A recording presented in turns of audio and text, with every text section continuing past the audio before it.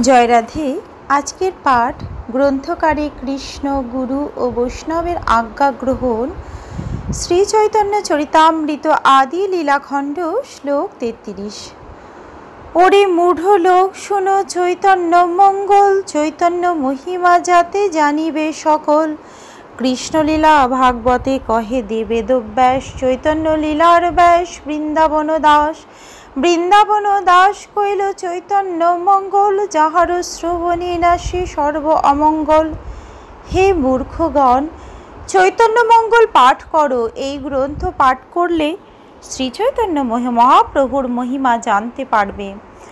শ্রী বৃন্দাবন দাস ঠাকুর রচিত শ্রী চৈতন্য ভাগবত প্রথমে শ্রী চৈতন্য মঙ্গল নামে পরিচিত ছিল, কিন্তু পরে শ্রী লোচন দাস ঠাকুর যখন শ্রী চৈতন্য মঙ্গল নামে একটি গ্রন্থ রচনা করলেন, তখন শ্রী বৃন্দাবন দাস ঠাকুর তার গ্রন্থের নাম পরিবর্তন করেন, যা এখন শ্রী চৈতন্য ভাগবত নামে পরিচিত।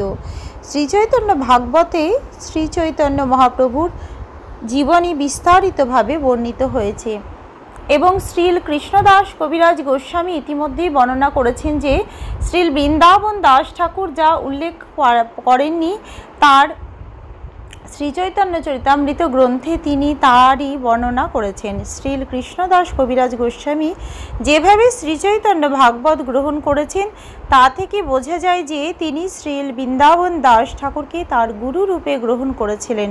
পারমার্থিক গ্রন্থের গ্রন্থকারেরা কখনো পূর্বতন আচার্যদের অতিক্রম করার চেষ্টা করেন না।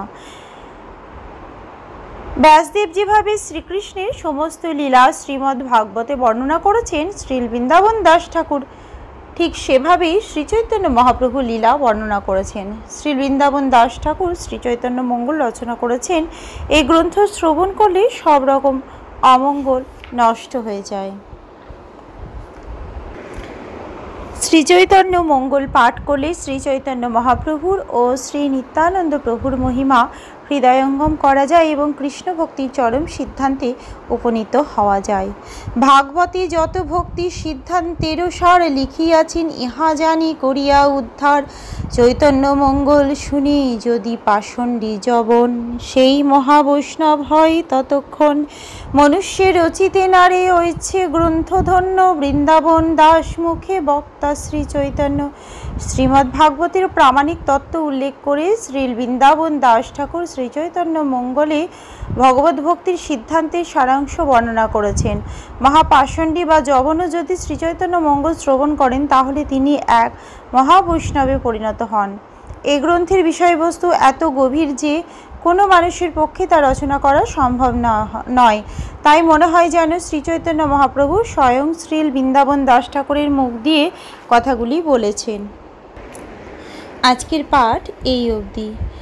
ভজ শ্রীকৃষ্ণ চৈতন্য প্রভু নিত্যানন্দ, শ্রী অদ্বৈত গদাধরে শ্রীবাসাদি গৌরী ভক্ত বৃন্দ। হরে কৃষ্ণ